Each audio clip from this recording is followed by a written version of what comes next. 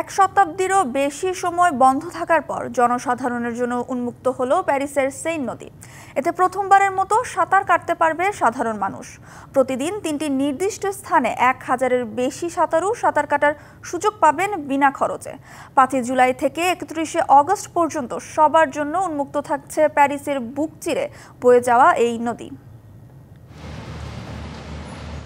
প্যারিসের কথা মনে হলে চোখের সামনে প্রথমে ভেসে ওঠে আইফেল টাওয়ার, লুভর মিউজিয়াম কিংবা নটরডেম ক্যাথেড্রালের ছবি। এই সব কিছুকে ঘিরে আছে সেন নদী, যা প্যারিসের বুক চিরে নীরবে বয়ে চলেছে কালের সাক্ষী হয়ে। এটি প্যারিসের অন্যতম আকর্ষণ এবং পর্যটকদের বেশ পছন্দের স্থান।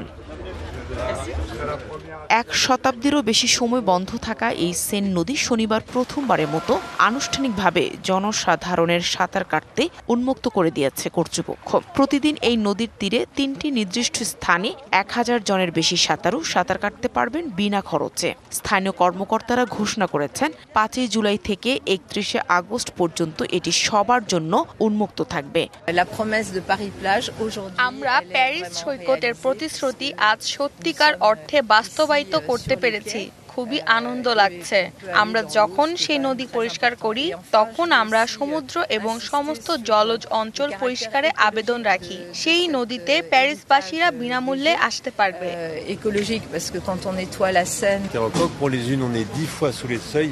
পানির মান দেখেছেন? এটি সম্পূর্ণ স্বচ্ছ, ব্যাকটেরিয়ার মাত্রা প্রয়োজনের চেয়ে অনেক কম। আমরা অনেক সময় নিয়ে এই নদীর পানি পরিষ্কার করেছি।